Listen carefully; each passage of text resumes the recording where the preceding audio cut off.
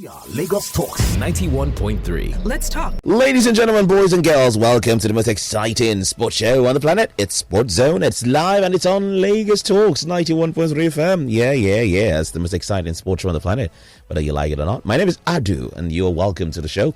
Good morning. Welcome to Monday edition. 1.5 hours of non-stop sporting fun is what we're going to do today. And it's my singular honor and distinguished pleasure to introduce you to some and present to others the great men of Sports Zone. Let me start this morning by Mr. Femi Farawe, who's near today and is here to say good morning. How's that? What's the meaning of that? No. That was just me rhyming. Which kind of dirty rhyme is that? I'm the next big rapper in Lagos. In where? Which in big what? Nobody will buy your EP. Only you will listen to that EP you're going to drop on mixtape. Only you. But it's great to be here. It's a brand new week. Man, the traffic is back. Man. Oh, wow. I thought that this traffic will not start until September. But the Almighty will help us anyway. There was like some 10 minutes delay for me today.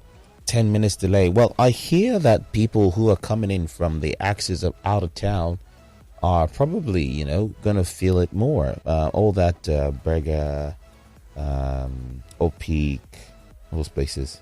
Away. The Lord is their strength. I was around that axis, Ikeja Alausa, on Saturday. I saw, there's a Bible verse that says, a wise man will foresee evil and run away. As I just made the underpass under that, what's the name of that, CMD, or what's the name of that place? That bridge, I just saw them coming. I saw the traffic. Wonderful. I just did a U-turn and I went back my way. Wonderful. I'm telling you, it was really bad. So I asked questions, just a little bit of journalistic work. And I was told that it's because of the construction in the area. You shrink a major road that is the major in road or out road from a busy city like Lagos. How do you like to speak English? And you don't make an alternative. You don't make an alternative provision. Wow, that's excellent planning. Is that not excellent planning? It is well. Very excellent. It is well. Excellent. But we will survive. We will go through it. Anyway, did you see the comeback from Liverpool, by the way? What was that? That was a football game. I beg. 9 I think the only thing they would give Bournemouth manager is the best dressed coach. And he'll be the first to be sacked. No, but him and Lampard. 9 goals. They're dirty. My point is, that's my problem with Klopp. See, last year everybody was managing United 2-0, 3-0, 2-1, 3-1. When he reached Klopp, it was him that gave them 5 first. It's the reason why they sacked Ole. Now again, you have started again. City beat them 4. Arsenal beat them 3. Only you go and beat them 9. Why? Because he needed a comeback. There's no comeback. That's motivation for the boys. Bonus point for everybody. Motivation for the boys. Give them 3. But I don't go past 5. No, it's motivation for the boys. Now remember, goal advantage will count. So you need to have as many in the kitty. You need many goals in your kitty. Dirty goal advantage. What he should have done was beat them small. Don't always beat people too much. Don't beat them too much. You let them sack the manager. Now the new person now may come and block. Not let other people collect bonus points.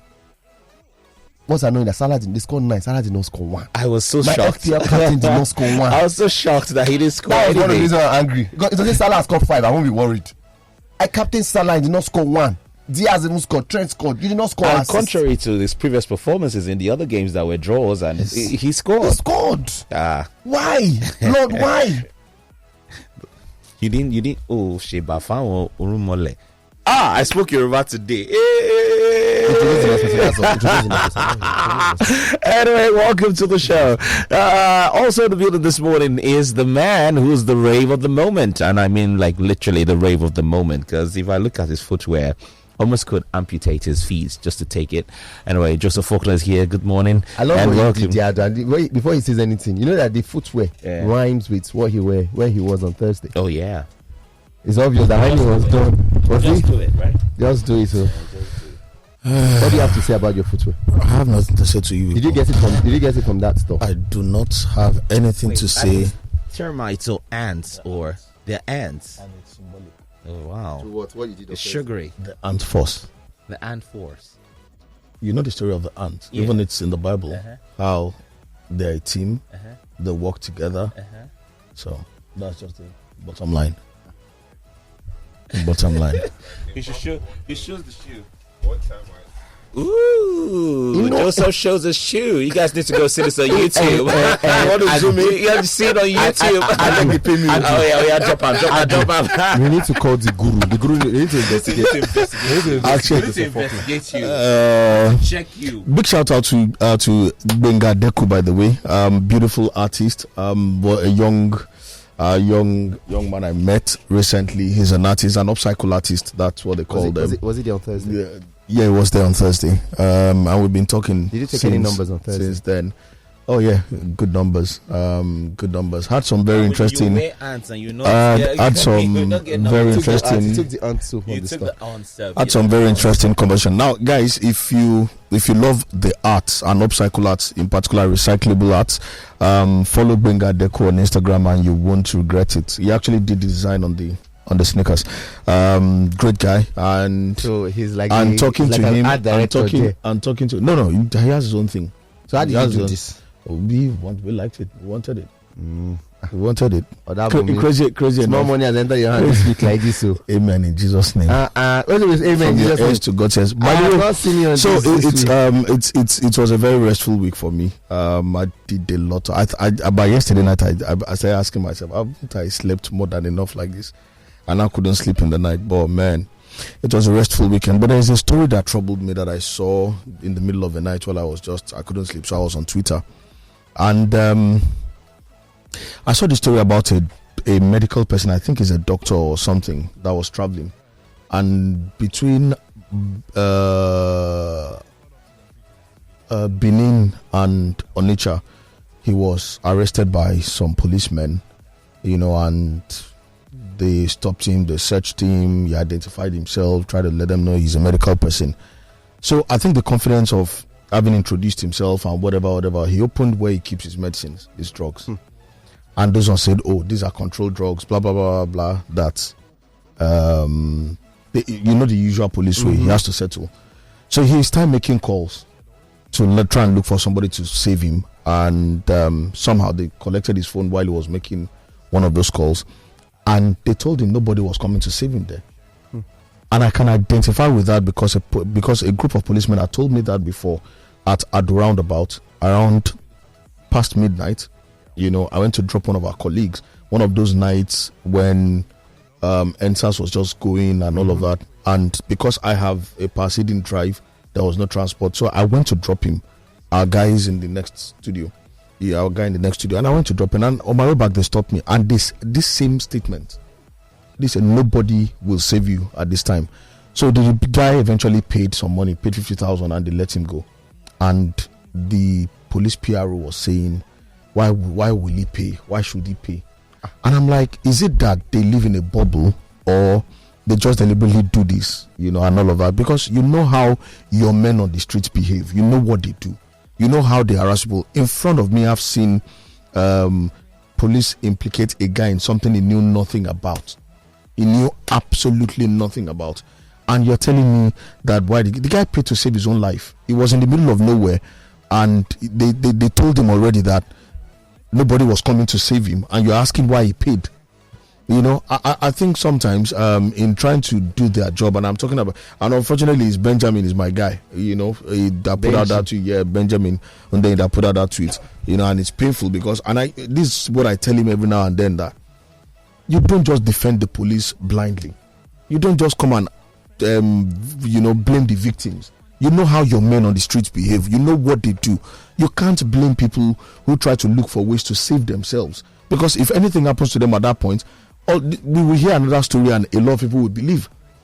A lot of people will believe, and we keep begging and praying and hoping that the police, something will happen, the police will get better and all of that. But sometimes when even the ones who are supposed to be the shining light amongst them blindly protect them when it's clear they are in the wrong, it makes me worried a lot of times. It makes me worried.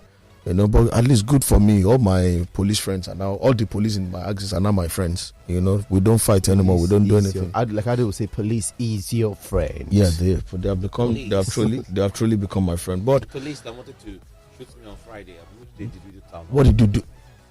I was a Thursday after the town hall.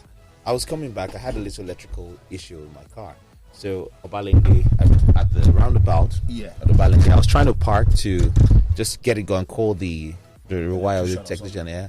They said, "You can't park here. You can't park here. You can't park." Somebody is in distress. I said, "Oh, guys, okay. You want me to stay on the road and block the whole Lagos?" They no, you can't park wherever you want to park. You can't park here. You can't park here. I was not trying to explain to see, okay, but look at vehicles are parking the downfalls. We're parking there. There are guys now. I say, and there was even a health check place. So like there were an NGO that was conducting a free health check. So it was obviously a public arena. They were set up there. So you can just walk in and check your BP and check your vitals and all of that. And you are still telling me I can't park there. Obviously, you see my car's in distress. I said, wow. And the guy was bringing out his gun. He said, yeah, who are you? Who are you? Who are you?